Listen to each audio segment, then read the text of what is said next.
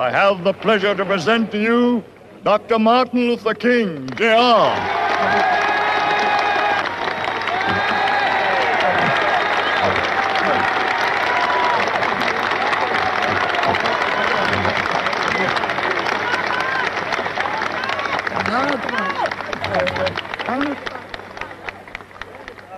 I am happy to join with you today in what will go down in history as the greatest demonstration for freedom in the history of our nation.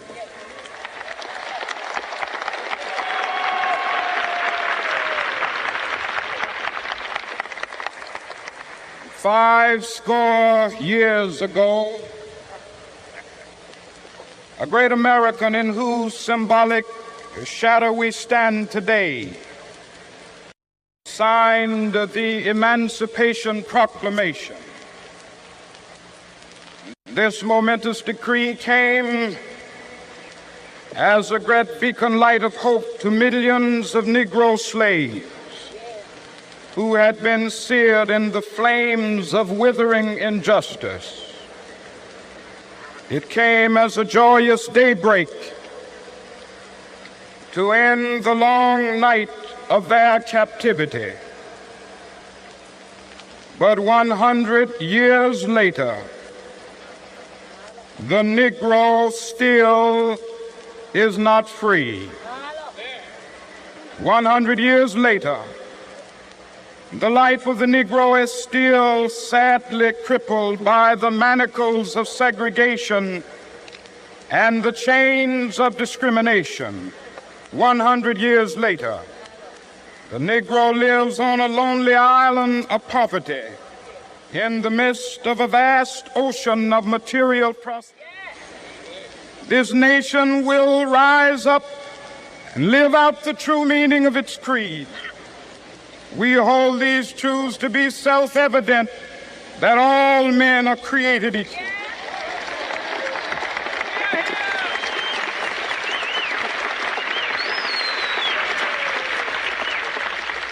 I have a dream that one day on the red hills of Georgia, the sons of former slaves and the sons of former slave owners will they be able to sit down together at the table of brotherhood. I have a dream that one day, even the state of Mississippi, a state sweltering with the heat of injustice, sweltering with the heat of oppression, will be transformed into an oasis of freedom and justice. I have a dream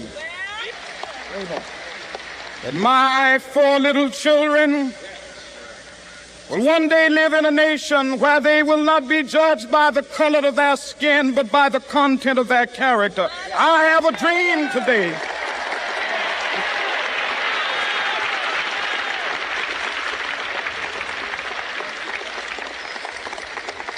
I have a dream that one day down in Alabama, with its vicious racists, with its governor having his lips dripping with the words of interposition and nullification, one day right there in Alabama, little black boys and black girls will be able to join hands with little white boys and white girls as sisters and brothers. I have a dream today.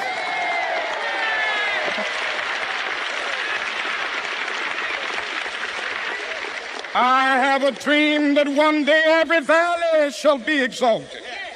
Every hill and mountain shall be made low, the rough places will be made plain, and the crooked places will be made straight, and the glory of the Lord shall be revealed, and all flesh shall see it together.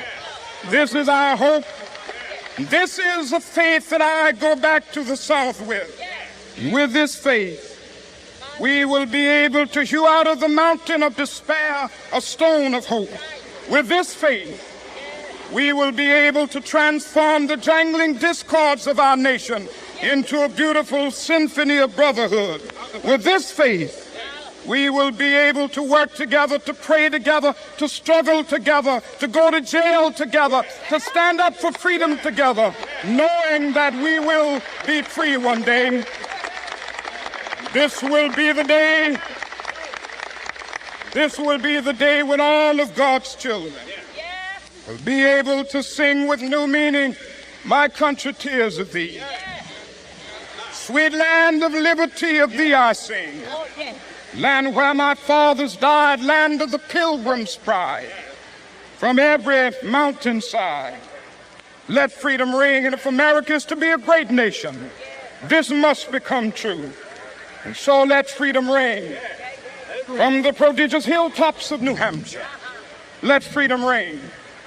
From the mighty mountains of New York, let freedom ring. From the heightening Alleghanies of Pennsylvania, let freedom ring. From the snow-capped Rockies of Colorado, let freedom ring. From Stone Mountain of Georgia, let freedom ring. From Lookout Mountain of Tennessee, let freedom ring. From every hill and molehill of Mississippi, from every mountainside, let freedom ring. And when this happens, when we allow freedom to ring, when we let it ring from every village and every hamlet, from every state and every city, we will be able to speed up that day when all of God's black men and white men, Jews and Gentiles, Protestants and Catholics will be able to join hands and sing in the words of the old Negro spiritual. Free at last, free at last.